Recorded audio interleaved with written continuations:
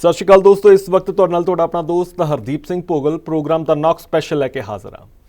दोस्तों, जदों दा ऑपरेशन सिंदूर होके हटिया हैगा, विरोधी लगातार सवाल कर रहे हैं कि आखिर दस्सिया जाए कि साडी फौज का जां साडे देश का कितना नुकसान होया।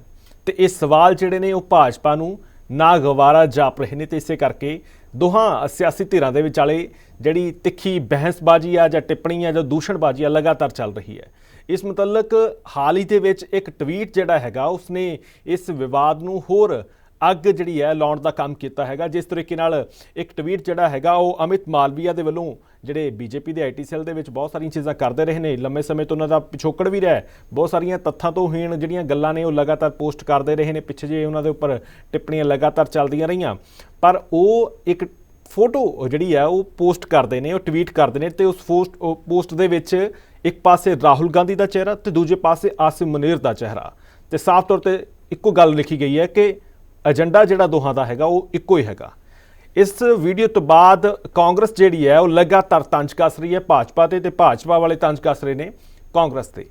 पर इन्हां हालातां दे विचाले देश नूं की मिलना हैगा, ये बड़ी समझण वाली चीज़ है कि जिहड़ियां स्थितियां पैदा कीतियां जा रही हैं, एक दूजे ते सवाल खड़े किए जा रहे हैं, उन्हां दा हल की हैगा जां उन्हां दे नतीजे की होणगे। तमाम मसले ते गलबात करनी साडे नाल सीनियर पत्रकार मनीष कुमार गुप्ता जुड़े ने, उन्हां दे नाल गलबात करांगे, समझांगे कि उस पूरी सियासत नूं किस तरीके नाल समझ रहे हैं। मनीष जी, बहुत बहुत स्वागत जी तुहाडा।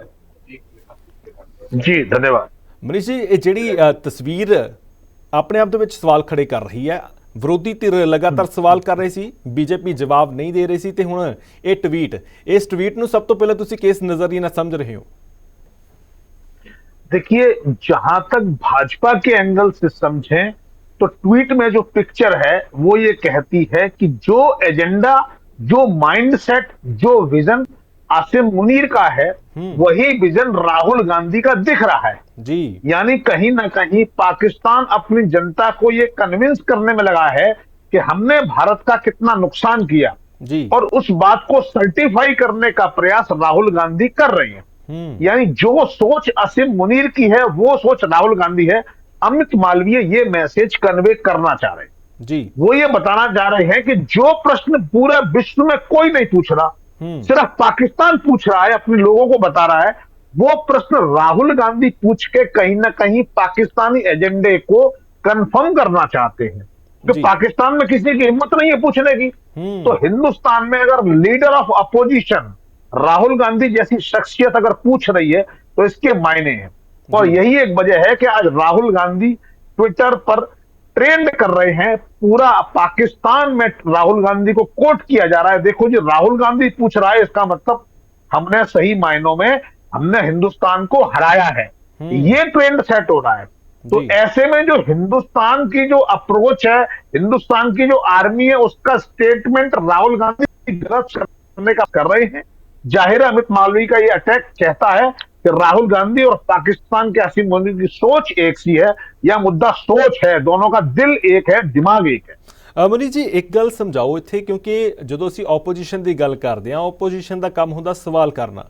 हुण सवालों के विच साफ तौर पर जिक्र किया जा रहा है कि ये पाकिस्तान नूं पहला जानकारी क्यों दे दी गई, जिहड़ा तुसीं भी सुनिया होना जयशंकर होना का बयान आया अपने आप दे विच भी असीं अटैक कर लगे हैं तो असीं तुहाडे किसी मिलटरी बेस ते अटैक नहीं करांगे, असीं अतवादी अड्डियां ते अटैक करना। तो एक पासे असीं जिक्र कर रहे हैं कि पाकिस्तान ही जिहड़ा टैरर नूं बैक कर रहा हैगा, तो दूसरे पासे असीं उन्हां नूं पहले जानकारी दे रहे हैं। तो ये जो विरोधी सवाल कर रहे हैं जां ओपोजिशन सवाल कर रही है, तो इहदा इतराज किस गल दा हैगा भाजपा नूं? फिर देखिए, सवाल करना विपक्ष का अधिकार है जी, ठीक है, राइट ऑफ स्पीच है, बोलने का अधिकार है, लेकिन जैसे ही नेशनल इंटरेस्ट की बात आती है, राष्ट्र हित की बात आती है, आपके प्रश्न अपने आप रुक जाने चाहिए, पहली बात जी। और अगर विपक्ष ये सवाल पूछ रहा है तो बताने का है, पर कई प्रश्न पूछने का एक समय होता है जी। वो समय ये नहीं है।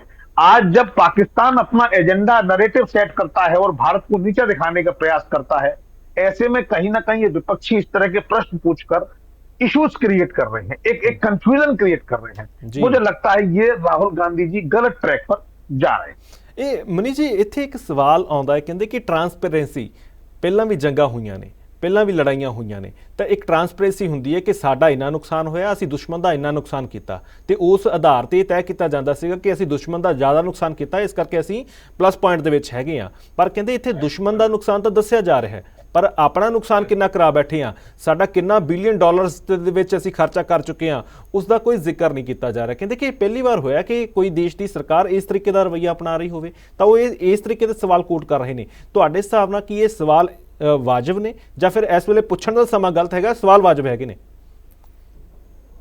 देखिए, सवाल हर सवाल वाजिब है, लेकिन सही समय पर सही फोरम पर उठाया जाए जी। जब पहली तो बात यह है कि जो प्रश्न आपने पूछा है वो प्रश्न ऑलरेडी इंडियन आर्मी अपनी प्रेस कॉन्फ्रेंस में जवाब दे चुकी है जी। इसका मतलब या तो राहुल गांधी आर्मी का यकीन नहीं करते।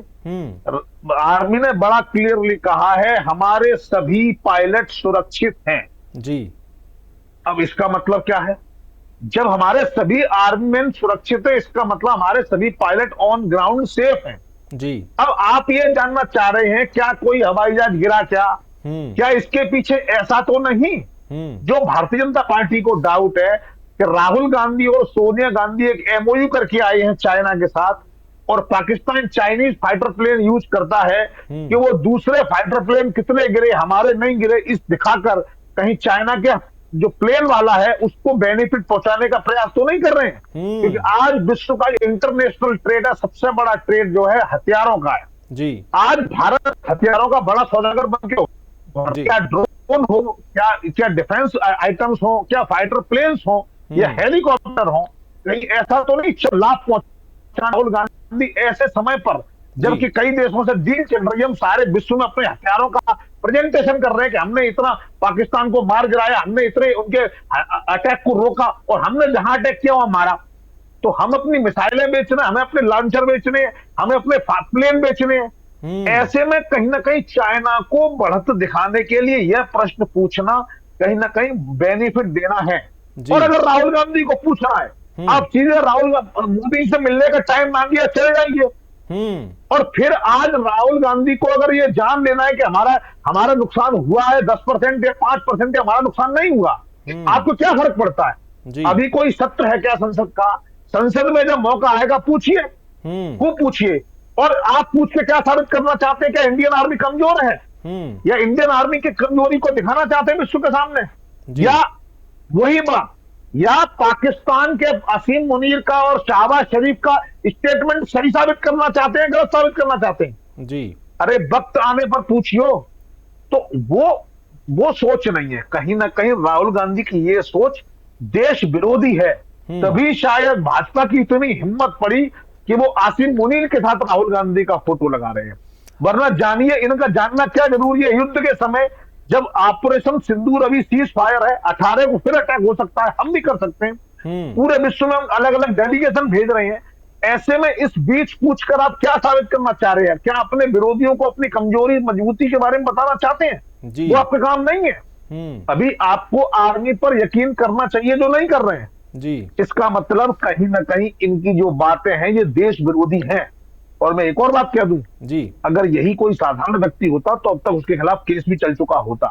क्योंकि एलओपी है, लीडर ऑफ अपोजिशन है, इसलिए सरकार सब्र रख रही जी। और ये एक अमित मालवीय ने ट्वीट किया, किसी छोटे नेता ने ट्वीट नहीं किया। इसका मतलब पूरी कानूनी जांच के बाद, वकीलों से मिलने के बाद, लीगल और पॉलिटिकल एंगल देखने के बाद किया है। इसका मतलब सोच समझ के किया गया एंडेवर है। मैसेज बड़ा क्लियर है राहुल गांधी के लिए कि आपको देश विरोधियों के साथ खड़ा किया जा रहा है जी। राहुल गांधी को विचार करना चाहिए। मैं समझता हूं बहुत गहरे से सोचने की जरूरत है। मनीष जी, ਇੱਥੇ ਇੱਕ ਗੱਲ ਸਮਝਾਓ। ਕਹਿੰਦੇ ਕਿ ਜਦੋਂ ਦੇਸ਼ ਦੇ ਪ੍ਰਧਾਨ ਮੰਤਰੀ ਨਰਿੰਦਰ ਮੋਦੀ ਦਾ ਜ਼ਿਕਰ ਕਰਦਾ ਹੈ ਉਦੋਂ ਤਾਂ ਪਾਕਿਸਤਾਨ ਦੇ ਵਿੱਚ ਜਹਾਜ਼ ਲੈਂਡ ਹੋ ਜਾਂਦਾ। ਮੈਂ ਕਾਂਗਰਸ ਦੇ ਕੁਝ ਪ੍ਰਵਕਤਾ ਸੀਗੇ, ਉਹਨਾਂ ਦੇ ਬਿਆਨ ਸੁਣਦਾ ਸੀਗਾ। ਕਹਿੰਦੇ ਕਿ ਜਦੋਂ ਉਹਨਾਂ ਦੀ ਮਰਜ਼ੀ ਹੈ ਤਾਂ ਫਿਰ ਪਾਕਿਸਤਾਨ ਦੇ ਵਿੱਚ ਜਹਾਜ਼ ਵੀ ਅਚਾਨਕ ਲੈਂਡ ਹੋ ਜਾਂਦਾ, ਉਹਨਾਂ ਦੇ ਨਾਲ ਡਿਨਰ ਵੀ ਸਾਂਝਾ ਹੋ ਜਾਂਦਾ, ਉਹਨਾਂ ਦੇ ਨਾਲ ਗੱਲਾਂ ਬਾਤਾਂ ਵੀ ਹੋ ਜਾਂਦੀਆਂ। ਪਰ ਜੇ ਇੱਧਰ ਆਪੋਜੀਸ਼ਨ ਸਵਾਲ ਕਰ ਰਹੀ ਹੈ ਤਾਂ ਫਿਰ ਉਹਨਾਂ ਨੂੰ ਸਿੱਧਾ ਇਹ ਕਹਿ ਦਿੱਤਾ ਜਾਂਦਾ ਕਿ ਤੁਸੀਂ ਪਾਕਿस्तान चल जाओ, ਤੁਸੀਂ ਤਾਂ ਤੁਹਾਡਾ ਤੇ पाकिस्तान ਦਾ ਏਜੰਡਾ सेम हैगा। आपने बिल्कुल ठीक बात पूछी हरदीप जी। आप इसको ऐसे समझिए, मोदी जी जब नए नए प्रधानमंत्री बने तो जाहिर है उनके ऊपर सबसे बड़ा प्रेशर था पाकिस्तान। जी। पाकिस्तान को सेट भी करना है, पाकिस्तान के नाम पर वो कई सारे वादे करके जीत के आए थे। तो जाहिर है जब भी आप किसी कंपनी के सीईओ बनते हैं, किसी कंट्री के प्रधानमंत्री बनते हैं, राज्य के मुख्यमंत्री बनते हैं, आपका पहला काम है टॉप एजेंडे को उठाना। जी। अब अगर हमारा पाकिस्तान हमारा पड़ोसी है तो जिंदगी भर बदल नहीं सकता ना। तो सबसे पहले उन्होंने दोस्ती का हाथ बढ़ाया। जी। तो उन्होंने दोस्ती के चलते एक पॉलिटिकल और पर्सनल जेस्चर दिखाया कि हम तुम्हारे घर आके तुम्हारी मां के चरणों में झुक सकते।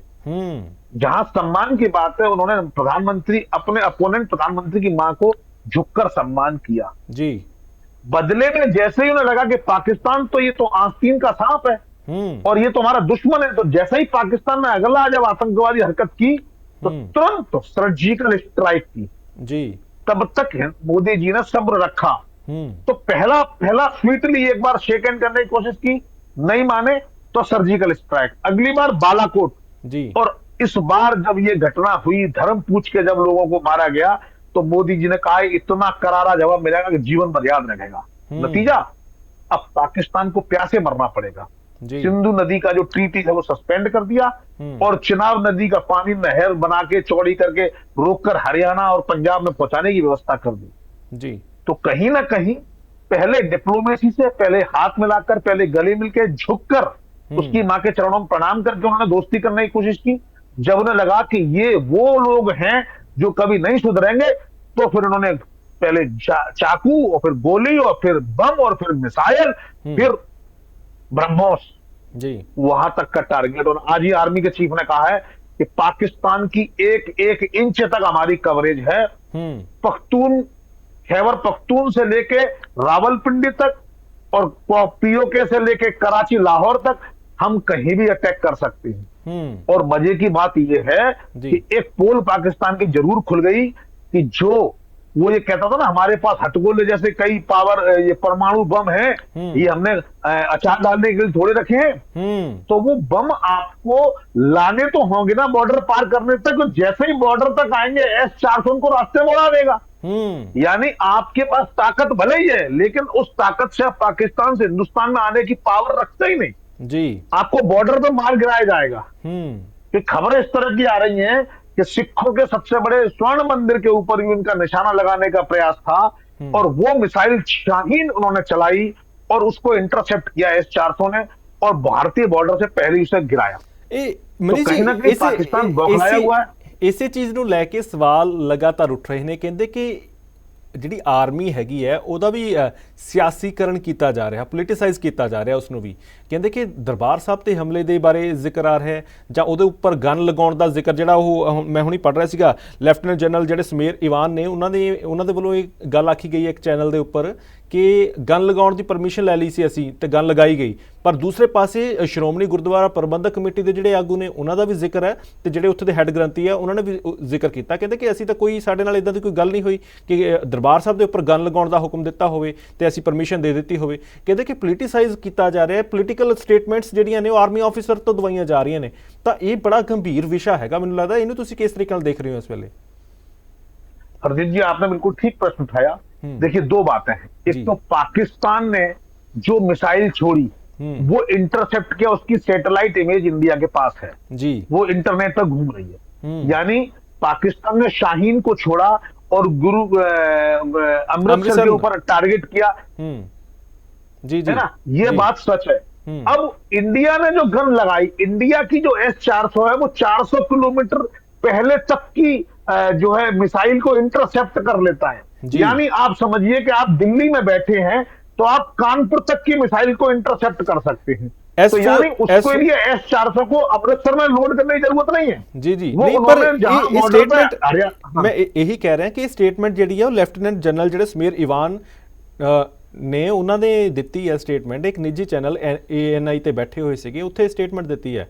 ਇਹੀ ਸਵਾਲ ਉੱਠ ਰਿਹਾ ਹੈ, ਕਹਿੰਦੇ ਕਿ ਜਰਨਲਸ ਜਿਹੜੇ ਨੇ, ਜਿਹੜੇ ਵੱਡੇ ਅਹੁਦਿਆਂ ਤੇ ਬੈਠੇ ਨੇ, ਉਹਨਾਂ ਦੀ ਜ਼ੁਬਾਨ ਤੋਂ ਵੀ ਪੋਲੀਟੀਕਲ ਸਵਾਲ ਜਿਹੜੇ ਆ ਉਹ ਜਾਂ ਸਟੇਟਮੈਂਟਸ ਨਿਕਲ ਰਹੀਆਂ ਨੇ, ਜਦ ਕਿ ਇਦਾਂ ਦਾ ਕੋਈ ਚੀਜ਼ ਨਹੀਂ। ਜਦੋਂ ਸਾਨੂੰ ਪਤਾ ਸਾਡੇ ਕੋਲ S-400 ਹੈਗਾ, ਜਿਹੜਾ S-400 ਹੈਗਾ ਉਹਦੇ ਵਿੱਚ ਜਿਹੜਾ ਉਹ ਐਂਟਰੀਸੈਪਟ ਕਰਨ ਦੀ ਜਿਹੜੀ ਤਾਕਤ ਆ ਉਹ ਤਾਂ 600 ਕਿਲੋਮੀਟਰ ਤੋਂ ਪਛਾਣ ਲੈਂਦਾ ਕਿ ਮਿਜ਼ਾਈਲ ਅਟੈਕ ਹੋ ਗਿਆ, ਤੇ 400 ਤੱਕ ਉਹਦੀ क्षमता ਹੈਗੀ ਵੀ 400 ਕਿਲੋਮੀਟਰ ਤੱਕ ਉਹ ਜਾ ਕੇ ਅਟੈਕ ਕਰ ਸਕਦਾ।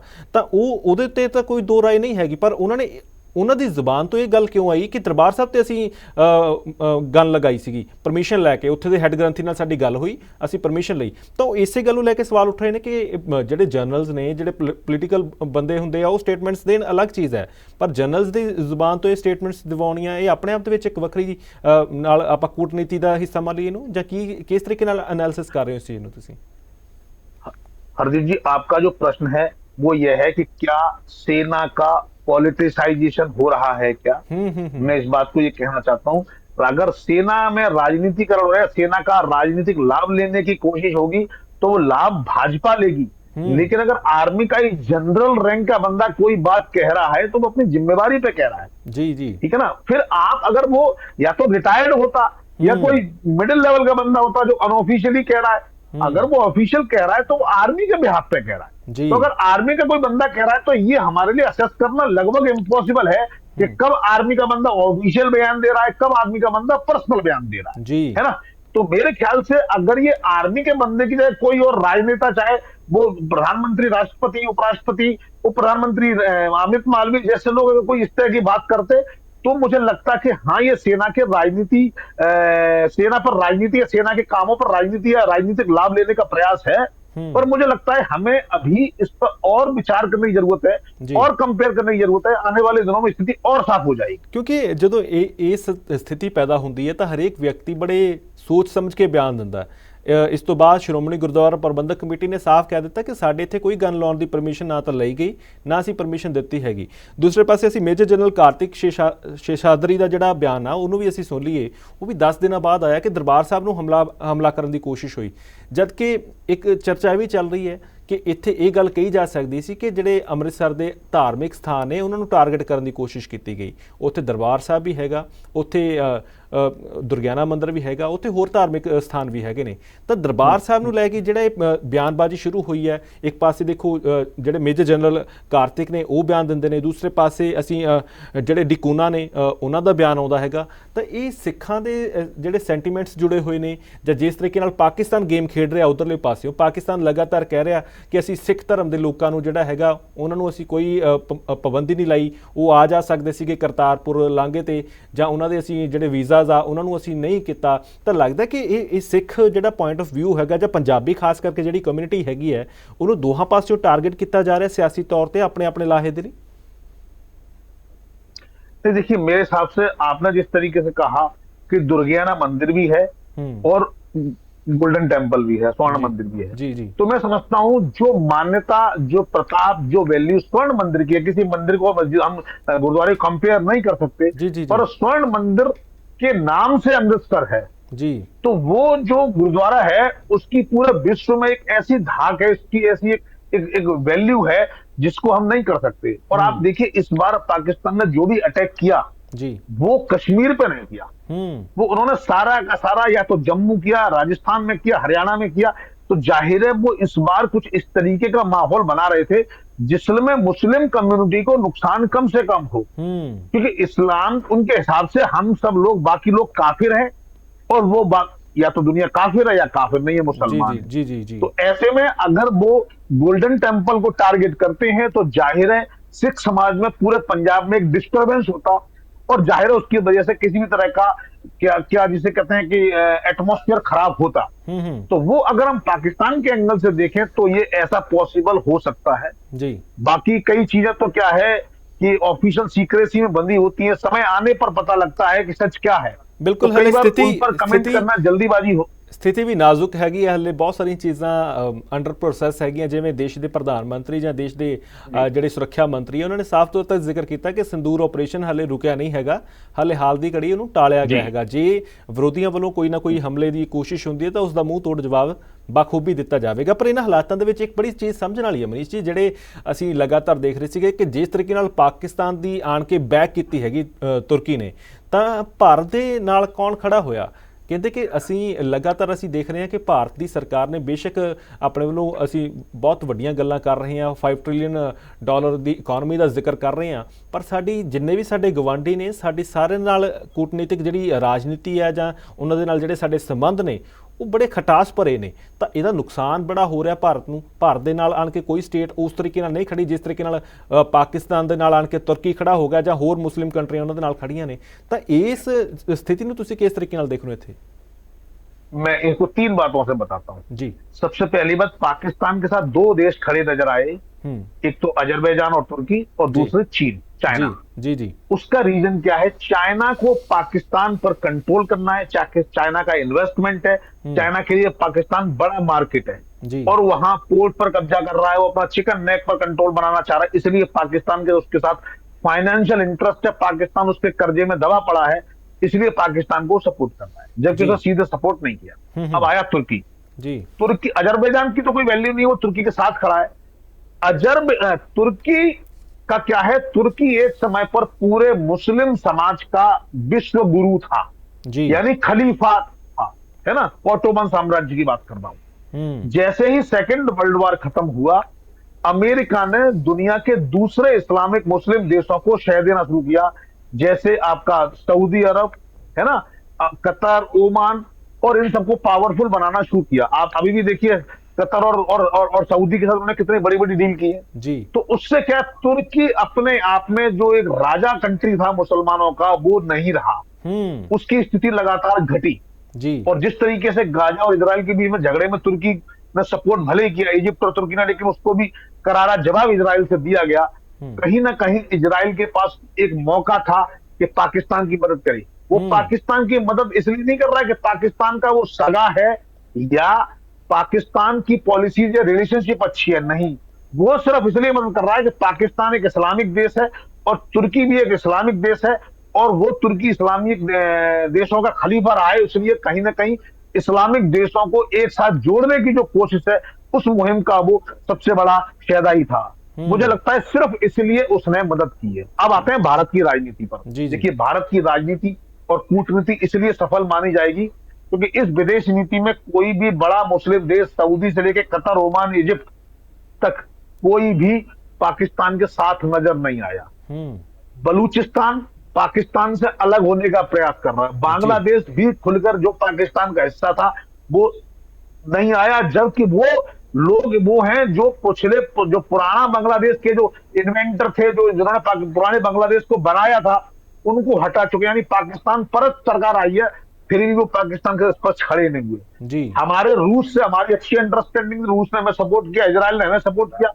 ऐसे कितने कंट्री हैं, जापान से लेके जर्मनी तक, इटली से लेकर जो है अमेरिका तक, उन्होंने कहा हम साथ हैं, इस घटना के हम विरोध करते हैं। तो मुझे लगता है सारे विश्व को दूर रख पाना इस झगड़े से, ये एक भारत की बड़ी कूटनीतिक सफलता है जी। पर एक समस्या ये भी है कि पूरे विश्व का जो मीडिया है उसमें बड़ा रोल लेफ्टिस्ट लोगों का है जो कि भारत विरोधी है जी। आपने देखा होगा, अगर आप कभी किसी छोटे शहर में जाएंगे और अगर वहां एक साइकिल वाले की टक्कर अगर कार वाले से हो जाए तो आम जनता साइकिल वाले के साथ खड़ी हो जाती है, गरीब आदमी इसके साथ नुकसान हो गया, वो सब लोग कार वाले को दोष भी ठहराते हैं। तो भारत वर्ष इस समय वैसी ही कार वाली बड़ी हस्ती है जो अमेरिका, चीन और रूस के समान बड़ी पावर हाउस बनती चली जा रही है जी। आर्थिक तौर पर, सामाजिक तौर पर, बाजार के तौर पर, उपभोक्ताओं के मामले में, हथियारों के तौर पर, इन सब में आज भारत एक बड़ा जो है देश बनता जा रहा है, बड़ी महाशक्ति बन रहा है। ऐसे में सब लोग भारत को मदद नहीं करना चाहते, वो दूर रह के देखना चाहते हैं कि अगर ये गिर जाए तो भी ठीक, बढ़ जाए तो भी ठीक। अगर गिर गया तो पाकिस्तान जैसे आतंकवादी पार्टी कंट्री को नुकसान होगा और अगर भारत कमजोर पड़ेगा तो अच्छा हुआ, हमारे कॉम्पिटिटर कम हुआ। तो कहीं ना कहीं हर देश अपनी अपनी राजनीति चल रहा है, पर भारत इस समय हाथी की मस्त चाल चलता हुआ विश्व के परिप्रेक्ष्य में आगे चल रहा है और उसे किसी भी देश की जरूरत भी नहीं है, चिंता भी नहीं। मनीष जी, एक गल समझाओ, जिवें आपां जिक्र कर रहे सीगे चीन दा कि चीन ने पाकिस्तान की खुलेआम हमायत की है, पर एक पासे इधरले पासों ट्रेड की जिक्र आउंदा जदों तां उहनूं लैके भी कहंदे कि भारत सरकार चुप हैगी है। ਪਾਕਿਸਤਾਨ ਜਿਸ ਤਰੀਕੇ ਨਾਲ ਲਗਾਤਾਰ ਹਮਾਇਤ ਕਰ ਰਿਹਾ ਪਾਕਿਸਤਾਨ ਦੀ ਚੀਨ, ਤਾਂ ਇਧਰਲੇ ਪਾਸੇ ਚੀਨ ਦੇ ਨਾਲ ਭਾਰਤ ਦਾ ਵਪਾਰ ਜਿਹੜਾ ਹੈਗਾ ਉਹ ਬਹੁਤ ਜ਼ਿਆਦਾ ਵੱਡੇ ਲੈਵਲ ਤੇ ਹੈਗਾ। 44 ਬਿਲੀਅਨ ਡਾਲਰ ਤੋਂ ਵੱਧ ਦੀ ਜਿਹੜੀ ਲਗਾਤਾਰ ਇੰਪੋਰਟ ਹੈਗੀ ਆ ਉਹ ਭਾਰਤ ਦੇ ਵਿੱਚ ਹੋ ਰਹੀ ਹੈ। ਤਾਂ ਇਸ ਨੂੰ ਲੈ ਕੇ ਤੁਸੀਂ ਕਿਸ ਤਰੀਕੇ ਨਾਲ ਦੇਖ ਰਹੇ ਹੋ ਕਿ ਇੱਕ ਪਾਸੇ ਤਾਂ ਸਾਫ਼ ਤੌਰ ਤੇ ਨਜ਼ਰ ਆ ਰਿਹਾ ਕਿ ਉਹ ਚੀਨ ਦੇਸ਼ ਜਿਹੜਾ ਹੈਗਾ ਲਗਾਤਾਰ ਸਾਡੇ ਵਿਰੋਧੀਆਂ ਦੀ ਹਮਾਇਤ ਕਰ ਰਿਹਾ, ਫਿਰ ਵੀ ਟ੍ਰੇਡ ਲਗਾਤਾਰ ਚੱਲ ਰਿਹਾ, ਤਾਂ ਇੱਥੇ ਕੀ ਕੋਈ ਦੇਸ਼ ਨੂੰ ਜਾਂ ਜਿਸ ਤਰੀਕੇ ਨਾਲ ਅਸੀਂ ਵੱਡੇ ਵੱਡੇ ਦਾਅਵੇ ਕੀਤੇ ਨੇ, ਮੇਡ ਇਨ ਇੰਡੀਆ ਦੇ ਦਾਅਵੇ ਕੀਤੇ ਨੇ, ਮੇਕ ਇਨ ਇੰਡੀਆ ਦੇ ਦਾਅਵੇ ਕੀਤੇ ਨੇ, ਤਾਂ ਉਹ ਦਾਅਵੇ ਕੀ ਉਸ ਤਰੀਕੇ ਨਾਲ ਚੀਜ਼ਾਂ ਸਫਲ ਨਹੀਂ ਹੋ ਸਕਦੀਆਂ ਕਿਉਂਕਿ ਵੱਡੀ ਗਿਣਤੀ ਦੇ ਵਿੱਚ ਲੋਕ ਰਹਿੰਦੇ ਨੇ। ਉਸ ਆਬਾਦੀ ਦਾ ਯੂਟਿਲਾਈਜੇਸ਼ਨ ਕਿਸ ਤਰੀਕੇ ਨਾਲ ਹੋਣਾ ਹੈਗਾ, ਲੰਮਾ ਸਮਾਂ ਹੋ ਗਿਆ ਹੁਣ ਸਰਕਾਰ ਨੂੰ, ਤੀਸਰੀ ਟਰਮ ਹੈਗੀ ਸਰਕਾਰ ਦੀ, ਤਾਂ ਇਹ ਚੀਜ਼ਾਂ ਕੀ ਤੁਹਾਨੂੰ ਲੱਗਦਾ ਕਿ ਸੰਭਵ ਹੋ ਜਾਣੀਆਂ ਚਾਹੀਦੀਆਂ ਸੀਗੀਆਂ ਜਿਹੜੀ ਅਸੀਂ डिपेंडेंसी रखी हुई है गवांढी मुल्कों पे? देखिए, ये बात आपकी बिल्कुल ठीक है कि चीन से हमारा व्यापार बढ़ रहा है, पर उसमें एक सच ये भी है कि भारत लगातार मेक इन इंडिया एफर्ट कर रहा है। ये एफर्ट 20 साल के एफर्ट है, आज शुरू होंगे तो 20 साल तक इनका रिजल्ट आएगा। आज से 30-40 साल पहले से चाइना ने अपने आप को रिवॉल्यूशन में लाना शुरू किया, औद्योगिक क्रांति शुरू हो गई जी। तो वो चाइना जो अमेरिका की मेड बन के रहता था, अमेरिका को बिजनेस सप्लाई करते करते आज अमेरिका के कॉम्पिटिटर बन गया। भारत को भी ऐसा ही करना है जी, लेकिन अपने व्यावसायिक हितों की बलि नहीं चढ़ा सकते। उन्हें पता है कि आज अगर अमेरिका इंडिया को प्रमोट कर रहा है तो बड़ा पार्ट चाइना का हटके अमेरिका को जा सकता है जी। इसलिए वो प्रोवोक कर रहा है चाइना कि कैसे भी भारत इस युद्ध में लंबा चले, ताकि जो नए इन्वेस्टर्स आ रहे हैं जो इंडिया में मैन्युफैक्चरिंग सेटअप बनाएंगे वो इस देश को युद्धग्रस्त पाकर इसमें इन्वेस्ट ना करें, वो वापस चीन की तरफ चले जाएं। तो चीन का जो उद्देश्य है वो ये है कि कैसे भी युद्ध भारत में होता रहे ताकि इसको अनस्टेबल कंट्री मानकर लोग इसमें इन्वेस्ट ना करें। अब जो बिजनेस चाइना से उठ के इंडिया में आ रहा है वो ना आए। तो भारत ने इस बात को समझा और प्रोवोक नहीं किया। शायद सीज फायर का ये भी रीजन रहा होगा। तो इस देखिए, जब हम संपन्न होंगे तो युद्ध भी तेजी से करेंगे और जल्दी मार गिराएंगे जी। संभवतः यही रीजन है जी, चीन को हम बहुत कड़क जवाब नहीं देने हैं। मनीष जी बहुत शुक्रिया। मैंने लगता कि तुहाडा जिहड़ा पॉइंट हैगा मैंने लगता बड़ा वैलिड रहा कि जिस तरीके नाल इस वेले स्थिति नाजुक है तो इस वेले सवाल नहीं करने बनते, सवाल वाजिब ने, पर समा हुंदा एक हर एक सवाल का, तो वो सवाल उदों ही किए जाण जदों उहदा दा वाजिब समा होवे। बहुत धन्यवाद, तुसीं समा दिता, बहुत धन्यवाद। ਤਾਂ ਮਨੀਸ਼ ਕੁਮਾਰ ਗੁਪਤਾ ਸਾਡੇ ਨਾਲ ਜੁੜੇ ਸੀਗੇ, ਉਚੇਚੇ ਤੌਰ ਤੇ ਲੰਮਾ ਤਜਰਬਾ ਰੱਖਦੇ ਨੇ। ਅਸੀਂ ਕੋਸ਼ਿਸ਼ ਕੀਤੀ ਹੈ ਕਿ ਉਹਨਾਂ ਦੇ ਨਜ਼ਰੀਏ ਤੋਂ ਸਮਝਣ ਦੀ ਕੋਸ਼ਿਸ਼ ਕਰੀਏ ਕਿ ਜਿਸ ਤਰੀਕੇ ਦੇ ਹਾਲਾਤ ਬਣੇ ਹੋਏ ਨੇ, ਜੇ ਵਿਰੋਧੀ ਸਵਾਲ ਕਰ ਰਹੇ ਨੇ ਤਾਂ ਇਤਰਾਜ਼ ਕੀ ਹੈਗਾ, ਤਾਂ ਉਹਨਾਂ ਨੇ ਆਪਣੇ ਹਿਸਾਬ ਦੇ ਨਾਲ ਜਿਹੜਾ ਆਪਣਾ ਐਨਾਲਿਸਿਸ ਕਰਦੇ ਨੇ ਉਸ ਮੁਤਾਬਕ ਦੱਸਿਆ ਕਿ ਸਥਿਤੀ ਨਾਜ਼ੁਕ ਹੈਗੀ ਹੈ, ਤਾਂ ਹਾਲੇ ਯੁੱਧ ਵਿਰਾਮ ਹੀ ਲੱਗਾ ਕੁਝ ਸਮੇਂ ਲਈ, ਤਾਂ ਕਦੋਂ ਦੁਬਾਰਾ ਹਾਲਾਤ ਵਿਗੜ ਜਾਣ ਜਾਂ ਕਦੋਂ ਇਹ ਦੋਹਾਂ ਦੇਸ਼ਾਂ ਦੇ ਵਿਚਾਲੇ ਦੁਬਾਰਾ ਖਟਾਸ ਸ਼ੁਰੂ ਹੋ ਜਾਵੇ ਜਾਂ ਜਿਸ ਤਰੀਕੇ ਨਾਲ ਡਰੋਨ ਵਾਰ ਚੱਲੀ ਹੈ ਉਹ ਦੁਬਾਰਾ ਸ਼ੁਰੂ ਹੋ ਜਾਵੇ, ਤਾਂ ਇਹਦਾ ਕੁਝ ਨਹੀਂ ਪਤਾ ਹਲੇ। ਇਸ ਕਰਕੇ ਇਹ ਕੂਟਨੀਤੀ ਅਪਣਾਈ ਜਾ ਰਹੀ ਹੈ, ਇੱਕ ਆਪਣੇ ਤਰੀਕੇ ਨਾਲ ਰਾਜਨੀਤੀ ਕਹਿ ਸਕਦੇ ਹਾਂ ਜਾਂ ਦੇਸ਼ ਦੀ ਇੱਕ ਸੁਰੱਖਿਆ ਦੇ ਤੌਰ 'ਤੇ ਬਹੁਤ ਸਾਰੀਆਂ ਚੀਜ਼ਾਂ ਜਿਹੜੀਆਂ ਨੇ ਹਲੇ ਗੁਪਤ ਰੱਖੀਆਂ ਜਾ ਰਹੀਆਂ ਨੇ, ਅਤੇ ਸਮਾਂ ਹੁੰਦਾ ਕਹਿੰਦੇ ਹਰੇਕ ਚੀਜ਼ ਦਾ। ਸਵਾਲ ਵਾਜਬ ਨੇ, ਵਿਰੋਧੀਆਂ ਨੇ ਸਵਾਲ ਕਰ ਰਹੇ ਹੁੰਦੇ ਨੇ, ਉਹਨਾਂ ਦਾ ਹੱਕ ਬਣਦਾ ਹੈ, ਪਰ ਉਹਨਾਂ ਦਾ ਸਹੀ ਸਮਾਂ ਹੋਣਾ ਬੜਾ ਜ਼ਰੂਰੀ ਹੈ, ਅਤੇ ਹਾਲੇ ਕਹਿੰਦੇ ਕਿ ਸਮਾਂ ਨਹੀਂ ਹੈਗਾ। ਇਸ ਕਰਕੇ ਇਹ ਟਿੱਪਣੀਆਂ ਜਿਹੜੀਆਂ ਰਾਹੁਲ ਗਾਂਧੀ ਕਰ ਰਹੇ ਨੇ ਉਹ ਵਾਜਬ ਉਸ ਤਰੀਕੇ ਨਾਲ ਨਹੀਂ ਜਾਪਦੀਆਂ। ਫਿਲਹਾਲ ਤੁਸੀਂ ਇਸ ਬਾਰੇ ਕੀ ਸੋਚਦੇ ਹੋ? ਆਪਣੇ ਕਮੈਂਟ, ਆਪਣੀਆਂ ਟਿੱਪਣੀਆਂ ਸਾਡੇ ਨਾਲ ਜ਼ਰੂਰ ਸਾਂਝੇ ਕਰਨਾ। ਇੱਥੇ ਤੁਹਾਡੇ ਤੋਂ ਅੱਗੇ ਲੈਣੀ ਹੈ। ਬਹੁਤ ਬਹੁਤ ਧੰਨਵਾਦ।